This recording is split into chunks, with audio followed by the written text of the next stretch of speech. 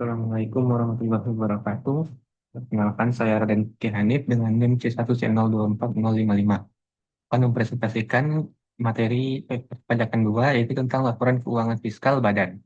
Sebelum itu yang saya hormati dosen pengampu mata kuliah perpajakan 2, Bapak Dr. Wirmi Eka Putra, SE MSI, dan Ibu Restu Hanin Anissa, SE MAK.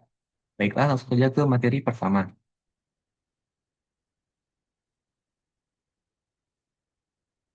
Pengertian koreksi fiskal. Koreksi fiskal merupakan kegiatan mencatat, menyesuaikan, dan memperbaiki laporan keuangan yang dilakukan oleh wajib pajak agar sesuai dengan peraturan perpajakan. Proses ini dilakukan karena terdapat perbedaan cara pengakuan pendapatan dan biaya antara laporan keuangan komersial yang mengikuti standar akuntansi keuangan dan laporan keuangan untuk tujuan pajak yang berpedoman pada aturan perpajakan. Tujuan dari koreksi fiskal adalah mengonversi laba komersial menjadi laba fiskal yang akan dijadikan dasar perhitungan pajak. Dilaporkan kepada Direktorat Jenderal Pajak. Oleh karena itu, wajib pajak perlu memahami ketentuan fiskal yang berlaku agar penyesuaian yang dibuat akurat dan sesuai dengan aturan yang ada.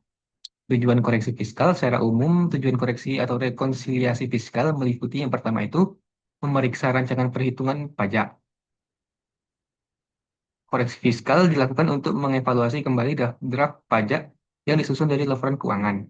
Yang kedua, memastikan laporan memenuhi peraturan perpajakan.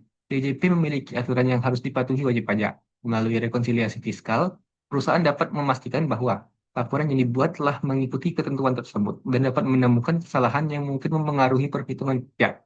Yang ketiga, mengurangi kemungkinan salah hitung perpajak. Koreksi fiskal berperan dalam meminimalkan kekeliruan perhitungan pajak yang berpotensi merugikan perusahaan. Nah, materi selanjutnya yaitu jenis koreksi fiskal. Ada dua, yang pertama itu koreksi fiskal positif. Nah, koreksi fiskal positif adalah penyesuaian yang menambah penghasilan kena pajak. Umumnya terjadi karena adanya biaya yang menurut aturan pajak tidak boleh dibebankan, sebagaimana diatur dalam pasal 9 Undang-Undang PPH. Yang kedua itu koreksi fiskal negatif. Koreksi fiskal negatif sendiri adalah penyesuaian yang menurunkan laba kena pajak, sehingga dapat mengurangi jumlah PPh yang harus dibayar. Hal ini biasanya terjadi ketika pendapatan komersial lebih besar daripada pendapatan menurut ketentuan fiskal, atau ketika biaya komersial lebih kecil dibanding biaya fiskal. Nah, contoh koreksi fiskal ada dua. Yang pertama itu beda tetap atau permanent difference. Perbedaan tetap adalah selisih antara biaya atau pendapatan yang diakui dalam laporan laba bersih menurut akuntansi komersial, tapi tidak diakui dalam perhitungan pajak. Artinya, perbedaan ini bersifat permanen dan tidak akan berbalik di periode berikutnya. Contoh biaya yang termasuk beda tetap yaitu pajak penghasilan, sumbangan atau donasi, denda atau sanksi perpajakan. Nah, contoh pendapatan yang termasuk beda tetap itu donasi atau hibah yang diterima, lalu pendapatan bunga dari deposito, dan penerimaan hibah tertentu. Yang kedua, beda waktu atau temporary difference. Beda waktu merupakan selisih pengakuan biaya atau pendapatan antara akuntansi komersial dan akuntansi pajak yang terjadi karena perbedaan metode pengakuan.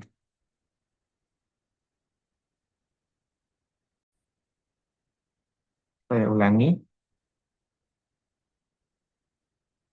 Yang kedua itu beda waktu atau temporary difference. Beda waktu merupakan selisih pengakuan biaya atau pendekatan antara akuntansi komersial dan akuntansi pajak yang terjadi karena perbedaan metode pengakuan.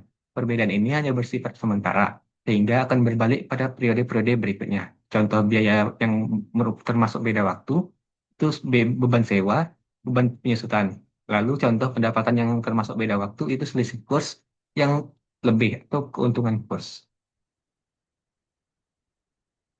Lalu pengertian rekonsiliasi fiskal. Rekonsiliasi fiskal adalah proses penyesuaian perbedaan antara laporan keuangan komersial yang disusun berdasarkan standar akuntansi keuangan dengan laporan keuangan fiskal yang dibuat sesuai aturan perpajakan. Penyesuaian ini diperlukan karena laporan komersial tidak selalu mengikuti ketentuan pajak, sehingga harus dilakukan koreksi tertentu untuk memperoleh besaran penghasilan kena pajak yang tepat. Nah, laporan komersial berfungsi untuk menilai kinerja dan kondisi keuangan perusahaan, sedangkan laporan fiskal digunakan sebagai dasar dalam menghitung kewajiban pajak. Dokumen rekonsiliasi fiskal biasanya tercantum pada lampiran SPT tahunan PPh badan dalam bentuk kertas kerja yang menunjukkan penyesuaian antara laba rugi komersial sebelum pajak dengan laba rugi berdasarkan ketentuan perpajakan. Lalu tahapan rekonsiliasi fiskal. Ada 4 tahapan dalam rekonsiliasi fiskal. Yang pertama itu memahami terlebih dahulu jenis-jenis penyesuaian fiskal yang diperlukan.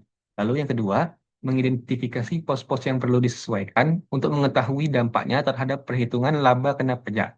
Yang ketiga, melakukan koreksi fiskal, baik berupa koreksi positif maupun koreksi negatif sesuai ketentuan perpajakan.